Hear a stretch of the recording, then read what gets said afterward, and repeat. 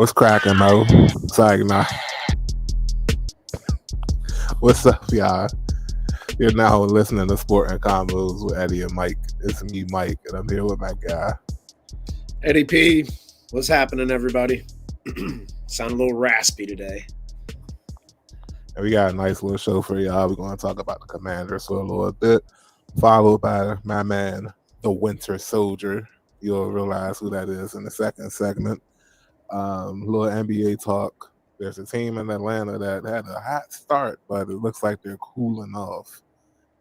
We'll talk about them and end the show with an interesting Heisman tidbit, like very interesting. But again, I'm Mike from Southwest. How you doing, bro?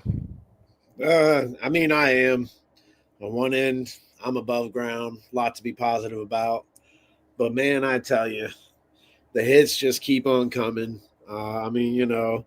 Commanders losing. My fantasy team's been tanking. And it actually, my fantasy team ties into one of our segments, and you'll hear about that very shortly. But I guess in all things, everything, yeah, I'm good, man. I'm okay. That's good. Yeah, Better to be okay than not okay. it's true. It's true.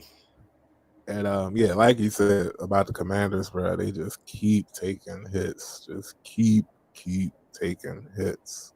They do. I don't even did someone get injured this week? I feel like somebody did get injured this week. But if they didn't, the loss itself was just painful enough. You got 4-7, or I'm sorry, a 3-17, or 2 3-7 teams going overseas. The game actually wasn't horrible for a football game. It was pretty decent, but my goodness, if it ain't one thing, it's another. Oh yeah. The defense finally holds the team to under 20 points. Even holds them to 13 during regulation? I believe so. Yes.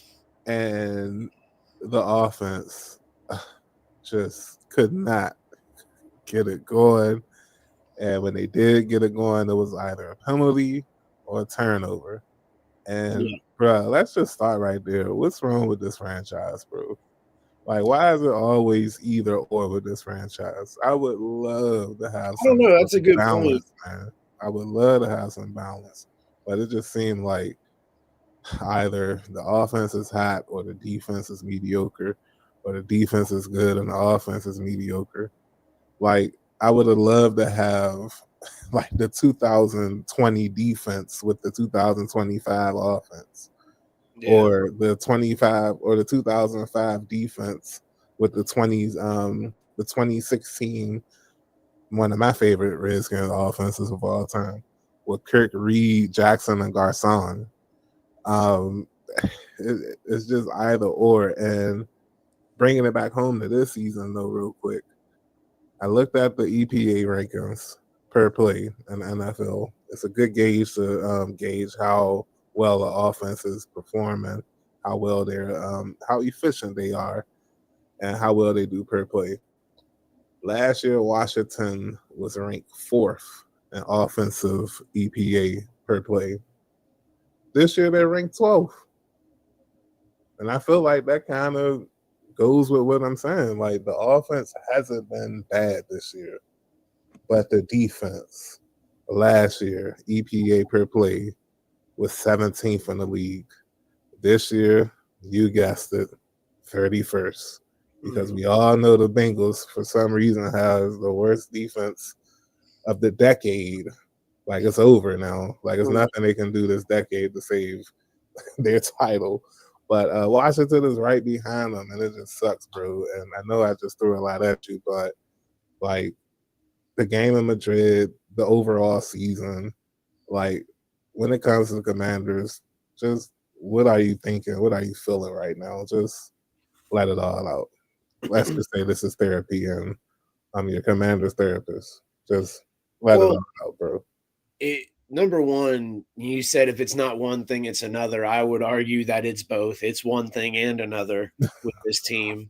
You had at times I want also for context, keep in mind, I know it's the Dolphins who have had a similar amount of just up and down type of performance, injuries, things of that nature. Their coach has been on the hot seat for a while. So there's some similarities to what we've got going on. It's just we kind of said hold my beer to that particular style of Right. and if you will. Anyway, we were holding we kept A Chain and Waddle out of the end zone. Let's just put that out there for starters. Well, but I mean that's their two stars. That's two guys you thought were gonna I'm just saying, like it crushed my parlay that week. I mean, last week, but well, yeah. Hey, I hear you, man. Not trying to be in your pocket, but you know what I mean. Same time, it speaks volumes to what we did that they're two stars. Like you thought they would both go crazy, and I mean, Achan did put up some numbers. He had a couple of times where I really thought we should have got him tackled behind the line of scrimmage, but he kind of, did some things, made some moves, and yeah. But anyway, we were making plays. We got off the field multiple times. We had, I think, at least two different goal line stops. Like we were really making plays. And what gets me is I understand Mariota was having a very efficient passing. We were just passing way too much, especially when you consider the success we had early on running the ball. It was almost like we were running the ball, doing real well. Then we started throwing off of the run, and that was having some success here and there. Granted, we had it similar to the Dolphins. Both teams were kind of like matching each other's style of play. You get down to the red zone and then get held to a field goal. And so, yeah, we got down there multiple times, but I don't get all of the throwing. I understand trying to catch somebody off guard, element of surprise type of strategy, but we got away from the run way too much. And, it shows. And I mean, we're already playing with not the right personnel. We're missing people at every position, it seems. But then you almost like are dependent on that. Was it Moore? Who was it? The deep pass that, I mean, that would have been like, a one in a hundred yeah, I thousand. think it was more. Yeah, that I mean, him catching that, no disrespect to him, but like the probabilities and all that crap, that's like a one in like hundreds of thousands type of chance of that happening. And we were essentially depending on that kind of stuff to happen. And it's just been like, as far as the therapy thing, man, it sucks to like get your hopes up like we did this year. I mean, I'm gonna take the shot. I don't care. This must be what Dallas fans feels like every year because you get your hopes up and you think something good's gonna happen, and then it's not. So there's that. But it's like we're in the upside down up in here. Stranger Things getting ready to come back. I'm hyped for that. So why not make the reference? Like we're in the upside down. Everything that was happening last year, like all those last minute drives, the Hail Mary, all of these different big plays that seem to be made by a different individual each game to kind of really be like the spark or, the turning point in the game with the play made by said individual. The opposite's happening this year where the plays are being made against us. The Chris Moore example, like we're not making those plays this year. And it just hurt because we gave that game away. Like we made all those plays. And then even Miami with the mismanagement of like they were calling timeouts for us. I get that like if we somehow scored and they wanted, but still that just seemed really weird. Like they were almost helping our drives in a roundabout way. And then the Matt Gay thing, like, oh my God, why did we even sign this guy? Like nobody knew he couldn't kick that good from deep. Because that's the whole reason of having kickers now is being able to keep. Pause on Gay for a second. No pun intended, I promise. I really felt like when we let Gonzalez go or didn't bring Gonzalez back and bring in and brought brought Gay here, I really thought that was like a message from the front office, like good isn't enough. We're going to go and find better because of the name that Matt Gay had, only to find out that this man is trash, bro. We should have kept Gonzalez. I totally agree. And don't get me wrong, I saw him on Sunday. He was playing for the Dirty Birds. He kicked a field goal, and it was wobbly. But guess what? That mug went in. And at the end of the day, I went back and looked at his playoff stats for Washington. He didn't miss a kick in the playoffs, I think, until the NFC Championship game. That And that wobbly game, kick, though, right? huh? I said that wobbly kick counted, though, right? Like the points were still the same. Yeah, every kick There we go. that he made, it counted. And it's like, dang, maybe keeping him would have brought some cohesion then or whatever. But I mean, it is what it is. And with the bye week coming up, they signed Jake Moody. I know everybody was quick to try to start something between him and Debo, That's what I but was going to say. I thought I recognized that fell name. in, fell in to realize that it wasn't the kicker that Debo was getting into it with that in that game. It was the long snapper that he choked out. But I Oh, digress. Like it's the regular. I mean, it's the bye week. They are hopefully getting away for a little bit just to, I don't know, try to regroup because it's bad. But yeah. I still feel like this team is just too prideful, bro. And out of these 6 games, I just really feel like they might win half of these joints. And come April, I'm gonna be looking at the draft order like I really wish we didn't win those 3 games, man. But like I said, this team is too prideful, and I'm not even going to say which games they'll win because they're all well, not toss ups. I think they can lose all 6 of them, but unfortunately, I can paint a picture where they could win 6 of them too. Even the 3 games versus the Eagles and Broncos, who has a combined record of 18-4. So I'm just saying, like they're prideful. They're not necessarily a bad team, especially this year. They've just been super unfortunate, super, super, super unfortunate. And because the other teams in the division have been able to stack their draft picks when Washington doesn't have any draft picks from the previous 4 drafts, besides the last 2 drafts, of course, but they don't have any draft picks from the 2020 and the 2000 between the 2020 and 2023 draft. That's 21 players, 21 chances of finding some players that they didn't have, and that's why they keep having to go back to the well with the veteran. And yeah, it just sucks all around, to be honest with you. Yeah, I don't understand the whole like not doing our homework on Matt Gay, and on one end it's like that's got to suck having that like however long that flight is, knowing that you're almost guaranteed to get cut. What was it? I think he definitely missed 2 field goals. I don't know if he missed any PATs. I mean, we only had the 1 touchdown. Uh, yeah, I just I think he missed 2 field goals. Yeah, that's what I said, 2 field goals, and then I was Okay. saying he missed a PAT. We only had the 1 touchdown. Yeah, I mean, he's gonna get $4 million, I think, at least, or something like that, so he'll be all right. As far as, like, the whole winning games and, Jaden Daniels coming back, I would argue that Joe Burrow is gonna come back for the Bengals. You could say it's a different situation. Fair enough.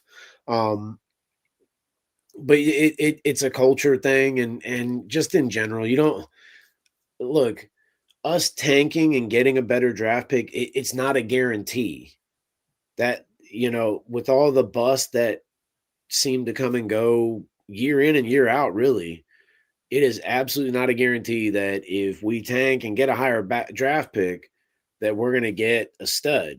We might get someone who was a stud and it doesn't translate. I mean the man no disrespect. I know he's hurt, but is Travis Hunter setting the world on fire? I mean, he's not doing bad. But is he doing all the things that everybody thought he would do? Is he coming in and having like 5 receiving touchdowns and 3 interceptions? Is he Well, doing that? right now he's on the IR, so I understand. I nothing know right he's now. hurt. My point is not to hate on him, and I don't mean to just bring him up. But I would liken it to, all right, I'm dating myself here now because everything is streaming and downloadable and blah blah blah.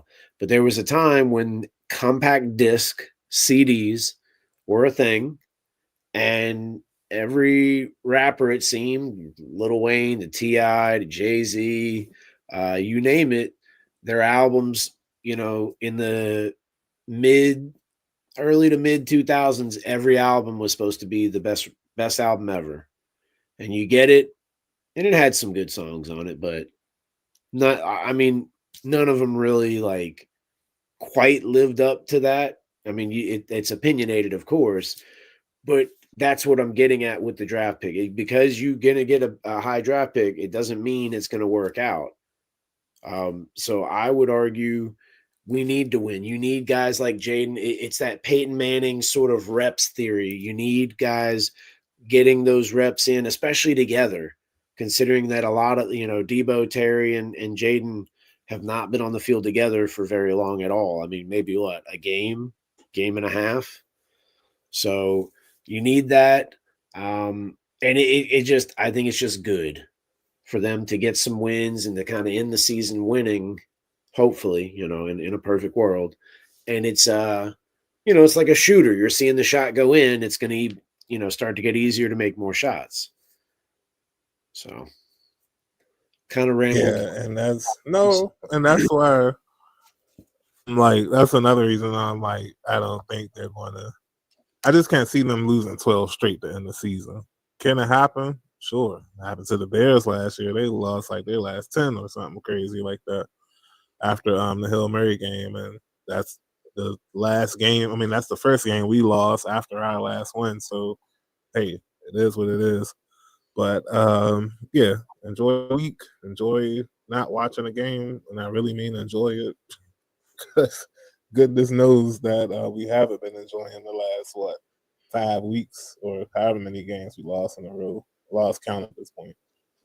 Um, who isn't? Well, no, someone who is probably losing count at the amount of touchdowns they've been scoring lately. My goodness, the man, Winter Soldier, hailing from Wyoming, well, actually through California or via California. But my man Joshua Allen, bro, 3 touchdowns passing. But Uh-oh. that's not it. He had another 3 touchdowns rushing. 6 touchdowns. I had him on 2 of my fantasy teams, both teams, both leagues. He scored over 50 points. I ain't see a quarterback score over 50 points since Vic, I think. Crazy out there. But you know what? I got to thinking though, bro. I'm like, is he even the MVP favorite right now? Like, maybe I'll check while you're talking, but maybe he is statistically, like through FanDuel and the odds and all that. But I can make stronger cases for Jonathan Taylor. I can make a stronger case for I Sam can't Darnold. really think of who. Sam Darnold. No, absolutely not. Really? Okay. Neither can I make a case for Bo Nix. Oh no, Uh, I wouldn't put Bo Nix in there. But I I would mean, say but that. he's having just about the same amount of season that Darnold's having. Okay. I'm just saying, like, there's no, even with the way Josh Allen is winning, because the Bills aren't like running away with the division. They're actually trailing the Patriots right now. It's like, dang, can I give it? Can I give the MVP? Give the MVP to someone that's not even leading their own division? But can I give the MVP to Daniel Jones, who's playing spectacular right now? But it's not him that's running that engine. It's Jonathan Taylor that's running the engine. But you know they're not going to give it to a running back. They ain't even give it to Barkley last year. I'm pretty sure Taylor isn't having a season that Barkley's having, or he might be. I need to check the numbers, but You mean having the season that Barkley had from last year? had, Yeah. yeah, had. Oh, okay. So I don't know, but I'm just saying. I feel like as of week 12, right now the MVP race is wide open, even with the way my man Joshua Allen has been playing recently. Yes, as I mentioned earlier, talking about my fantasy team losing, the aforementioned loss was at the hands of a owner who had Josh Allen on their team. Uh Winter Soldier's not bad in terms of the look and everything else. I don't know if he's James Buchanan Barnes, but hey, you know, the man can ball.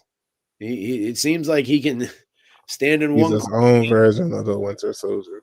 I He's know, Joshua Allen. but it really seems like he can stand in the corner of the back right corner of the end zone, throw the ball all the way across the field to the back left corner of the other end zone. It seems like that. He's got an arm. He's got almost. It's almost like if you combine maybe not Vic. I'm trying to think of somebody. Roethlisberger comes to mind just a little bit, but he's much more agile and quicker.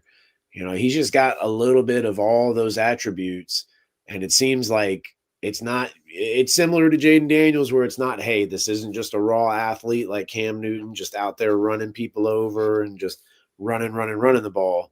This is a guy who can pass, has an arm. Cam Newton had an arm too, no disrespect. And this is a guy who's accurate, who's starting to really get good at reading defenses and all that. I'm not saying he couldn't do it, but for me, I see him getting better and better. Um, I really think, though, Jonathan Taylor should get it. And I think it should be almost a Barkley redemption kind of thing, because I would agree with you. The season Barkley had, he was clearly the engine and everything behind that team. So, and I feel like Taylor is this year. The Colts' success is certainly off of all those big runs he's having.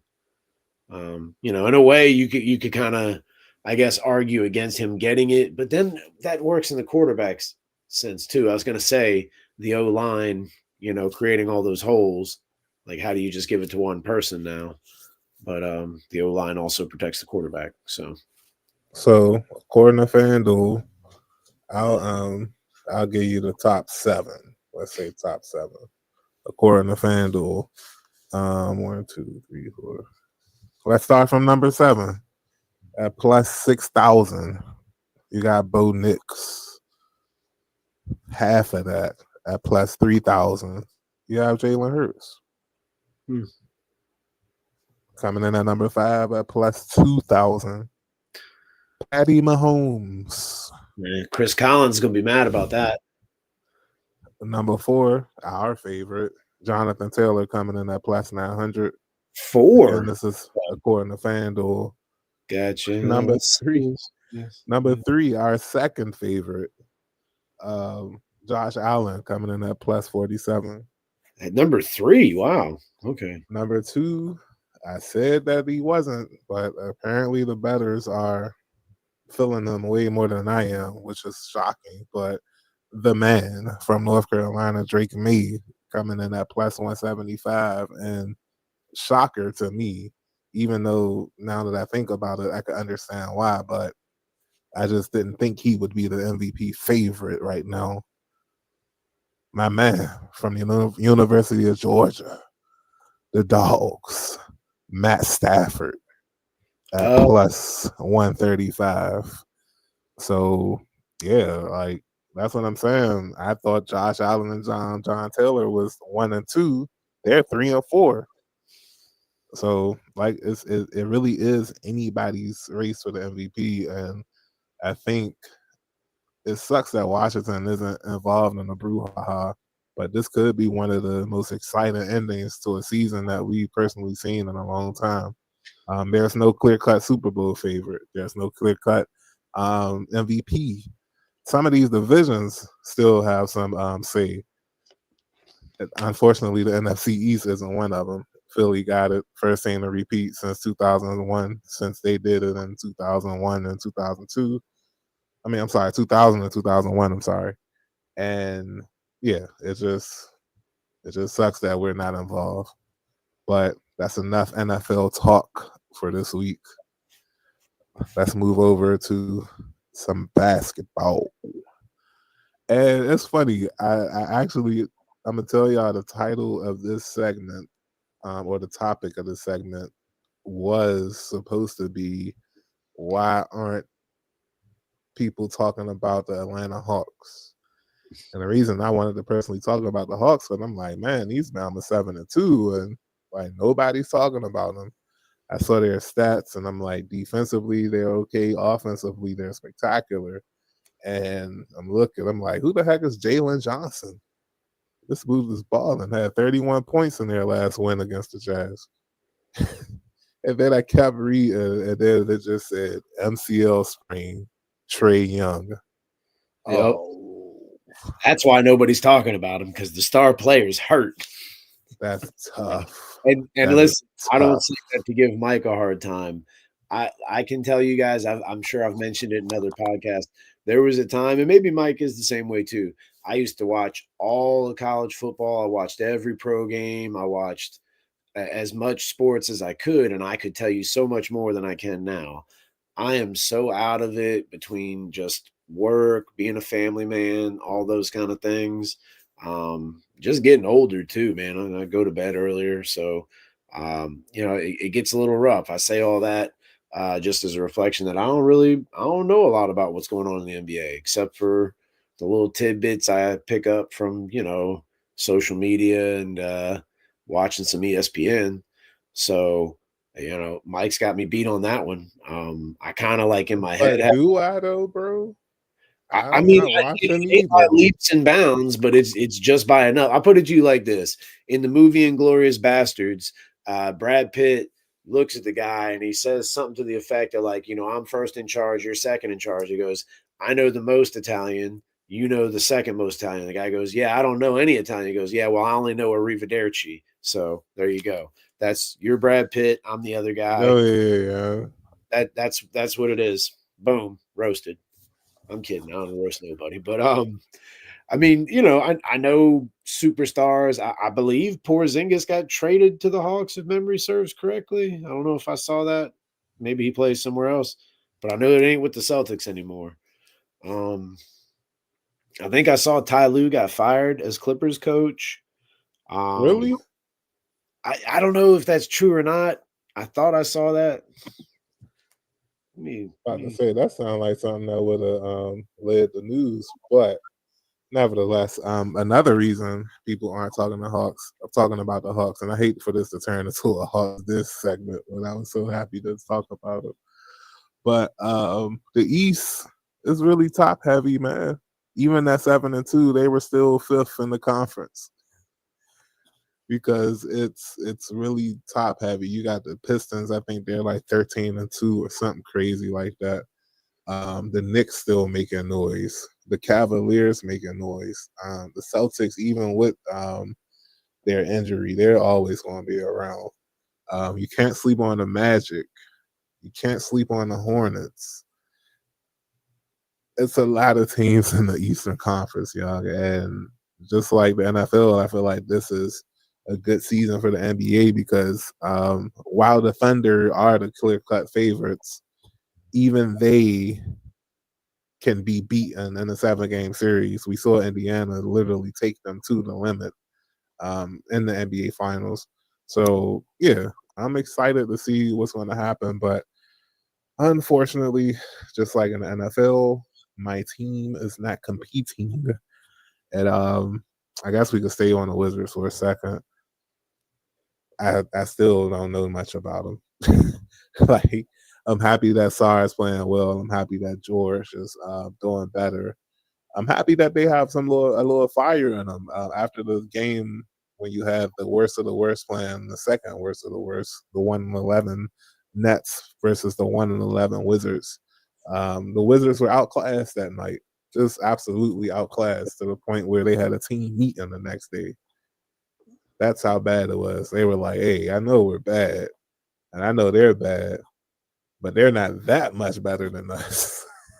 yeah. So I don't know what happened after that game. I'm pretty sure they lost, but it's not like they're going to go 1-81.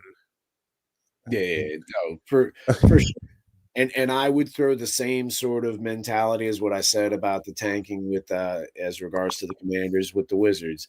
I get that now with the Wizards, I understand that might be slightly more inevitable. Seeing as how the season just started and that we're so young and no disrespect to the coach because I don't.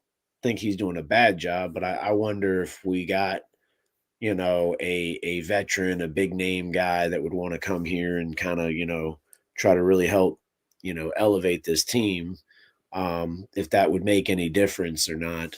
But yeah, I'm happy to hear that Alex Sarr is doing well.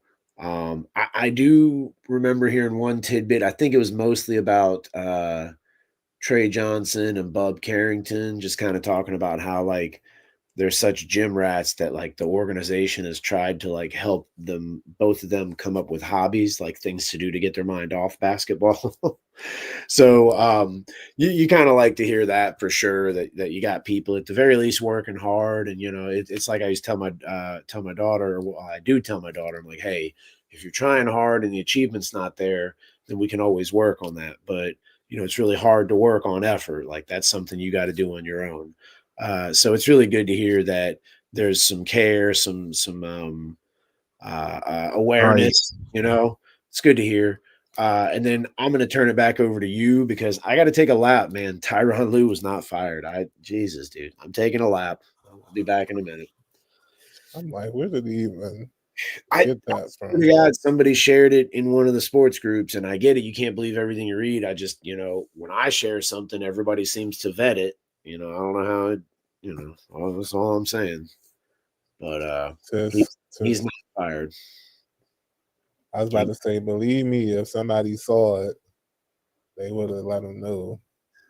But yeah, like I said, the NBA should be interesting, even with Wizards not I playing. will say, if I can go ahead. Let me let No, you. go ahead. The one thing I would, and I'm it's my main worry. I was talking to I work at a school, and my school is on the same property as another school. I know that sounds weird, and sometimes I go into those schools' buildings. So anyway, a Not as gentleman, weird as you think. yeah, a gentleman that I like. I don't work with him, but we both work for the county. Just separate buildings. Anyway, I was talking to him. He's the Knicks fan. He was talking about a particular play where Mitchell Robinson basically had a gimme layup, possibly even a dunk. That's a really large individual, but that he turned around and kicked it back out for three. And he's like, look, Steph Curry's a great shooter, and it's amazing what he's done for his team and for the league and, his individual career for sure. But now everybody wants to do that.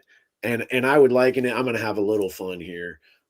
It seems even the years where I do well in fantasy football, I pick these running backs, whether it's a backup and I know the starter is getting injured, whatever. I make the right play, and these running backs get into multiple goal line situations only for an Aaron Rodgers or a Ben Roethlisberger or you name whatever superstar quarterback, and their coach calls some play for them to twinkle toes around like a ballerina and throw the ball 2 to 3 yards to Devontae Adams or whoever else, and then I get screwed out of points. It's the same thing that I just mentioned in the NBA.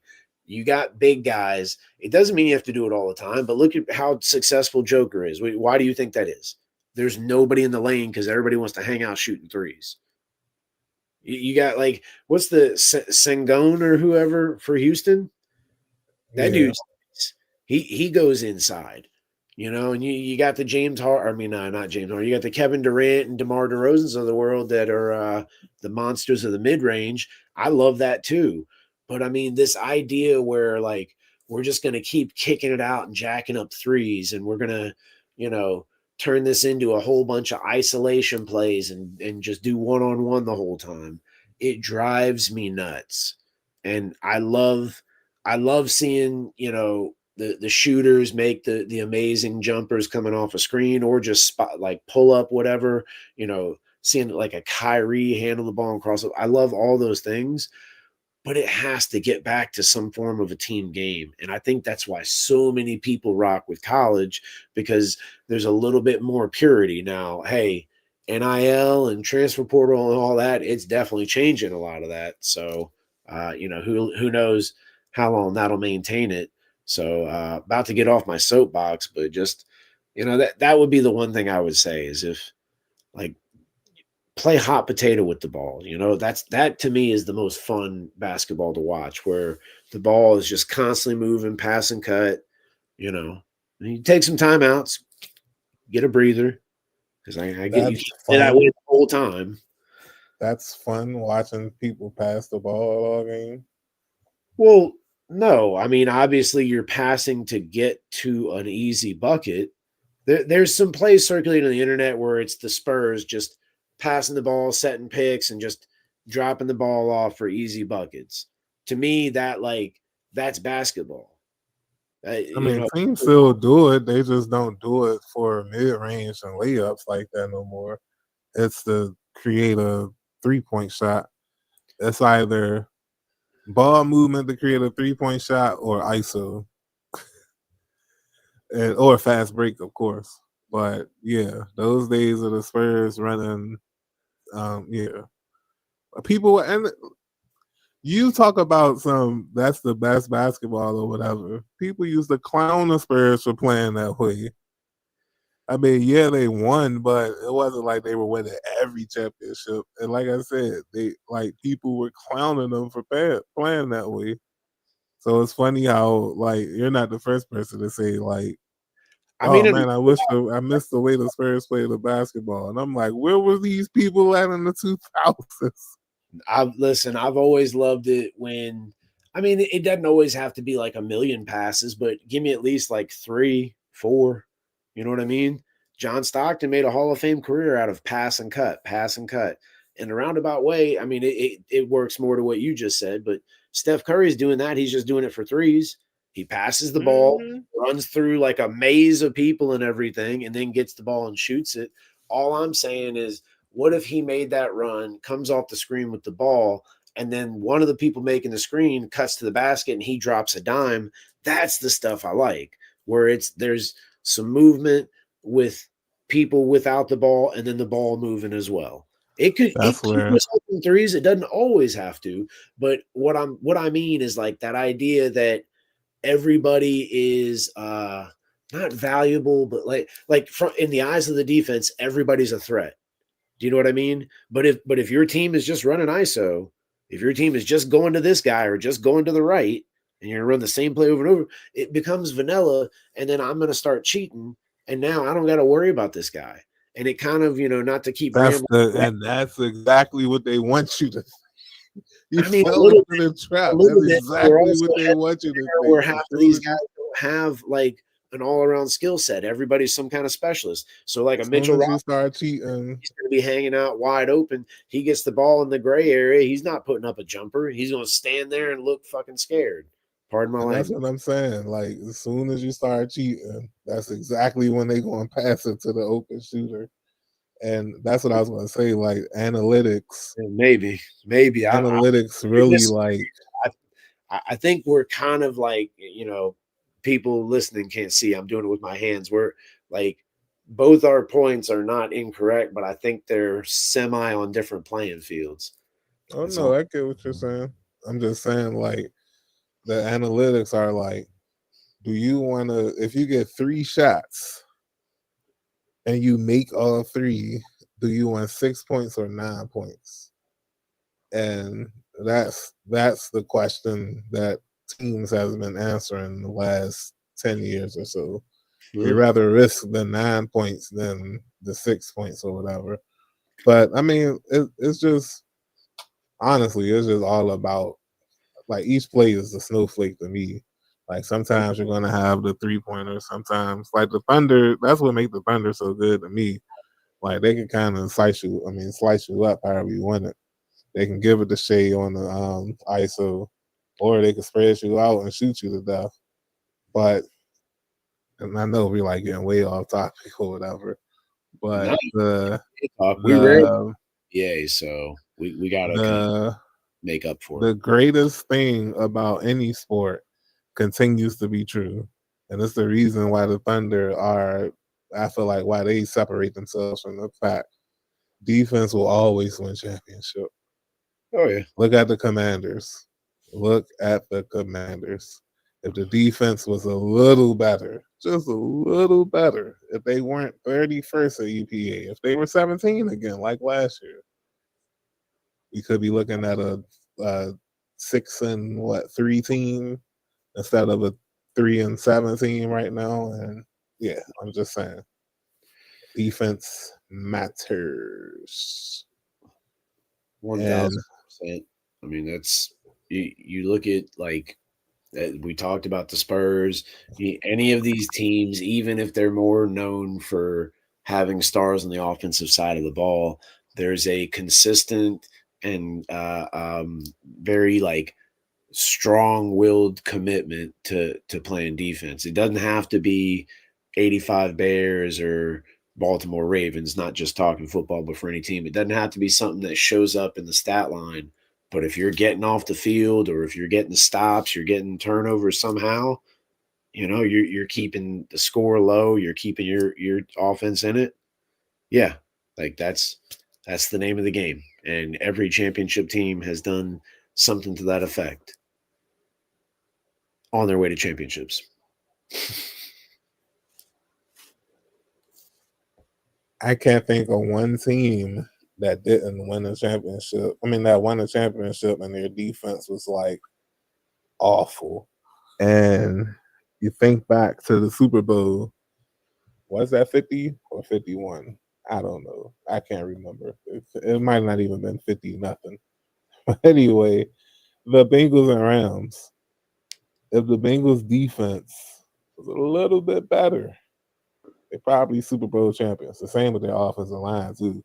Like literally, if their offensive line could block for a tenth of a second, oh, we definitely should have talked about the Jamar Chase, Jalen Ramsey thing, but I'm over it. But anyway, Chase beat Ramsey in the Super Bowl for a Super Bowl winning touchdown, but Burrow couldn't throw it because Aaron Donald was chasing them down for a Super Bowl winning sack or pressure. So, yeah. Anyway, last topic. The caption on the video says, once again, KB, forgot who KB is, discovered a phenomenon about Heisman winners. This is from Wake Up Barstool.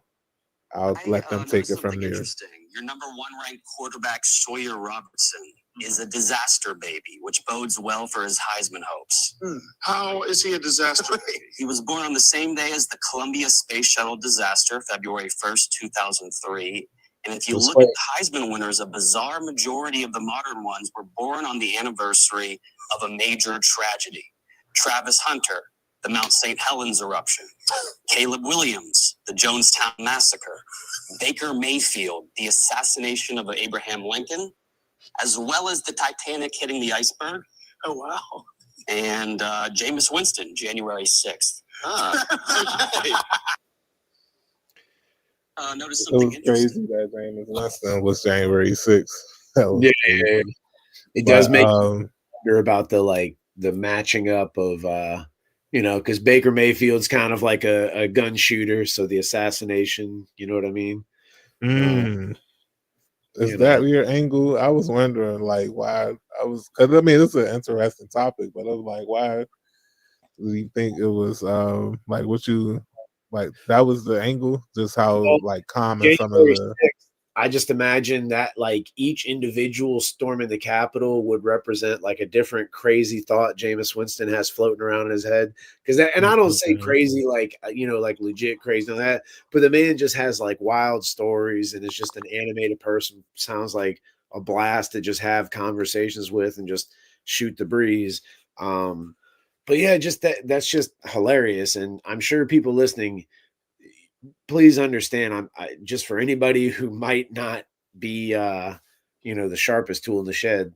It's just the particular date they were born on. They were not born the same as those events that actually happened. I wonder how many people actually thought that. You'll be surprised though, because people are stupid. Well, that's why you got to clarify. It goes back to that. If you ever listen, it's one of the funniest videos ever. There's a deer crossing sign somewhere. I think this is like Minnesota or somewhere like that. Woman calls I guess the police station. Maybe they turned her over to some sort of wildlife people. Anyway, she's basically acting as though the deer can read the crossing sign, and where the deer crossing sign is where they know it's okay to cross. instead of the sign is there to alert the drivers that deer might cross. So she's calling saying, well, why don't you put the sign so they can cross somewhere else? That's what she's saying. So just knowing that there's people out there like that, that's why I I feel say, like I heard that oh, video was circulating oh yeah, it's almost yeah. as frequent as the John Cena video with the prank call. I remember that video a lot. But yeah, it is crazy. Like I was waiting to see if there was any more names. I'm pretty sure if he dug far enough, he would have found more. But yeah, it was crazy that Ooh. that they had that many coincidental birthdays or necessarily birth dates. I'm sorry, but yeah, it's just weird. It was just weird.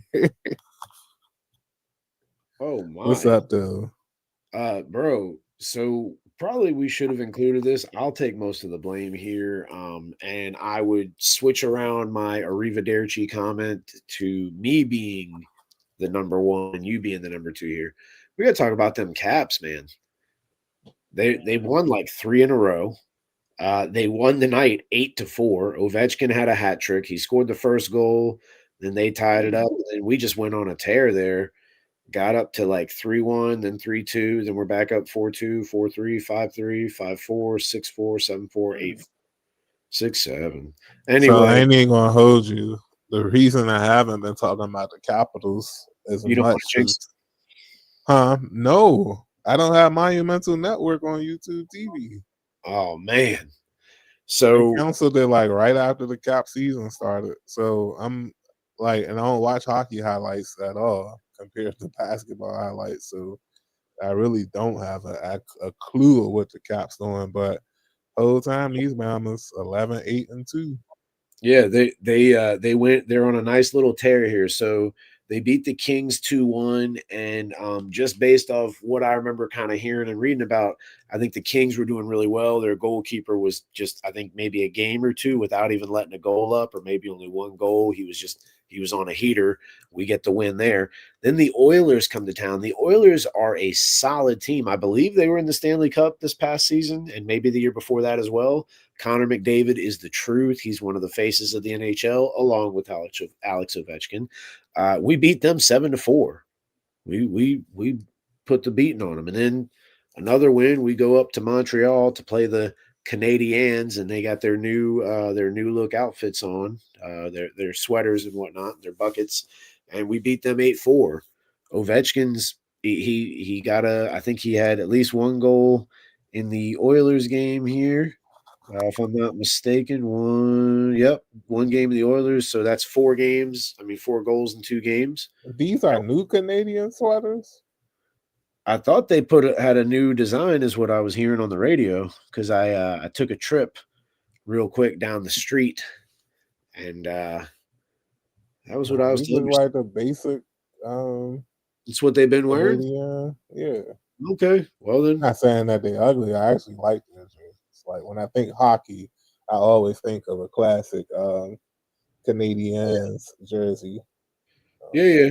They definitely have that, like it's like an old school kind of feel the way theirs are. Probably the only. Well, no, I can't say that. I was gonna say the only non-Caps hockey jersey I'll rock, but nah, that's not true. If they made them in my size, and if they were a little bit cheaper, I would definitely rock hockey jerseys in the winter. Yeah. But Looking Mitchell and this stuff. I digress, and I end the show. It was a nice chill week, man. We pushed through for our fans. We pushed through just for the love of the game. Yeah. We appreciate every single view. We appreciate every single comment. I don't know what this week's video of the week will be, because we didn't predict anything this week. Maybe we'll throw the MVP talk in there. I don't know. But whatever it is, thank y'all for liking and sharing and commenting. It's been a long year. An even longer autumn. man, I'm telling you, since autumn started. But your boy's still standing. Your other boy's still standing. And while 2025 might be tough, I have a feeling that 2026 is going to be the year of Eddie and Mike. Until then, enjoy these last few weeks, and we'll holler at y'all, Bama's. We be like, yay. Adios.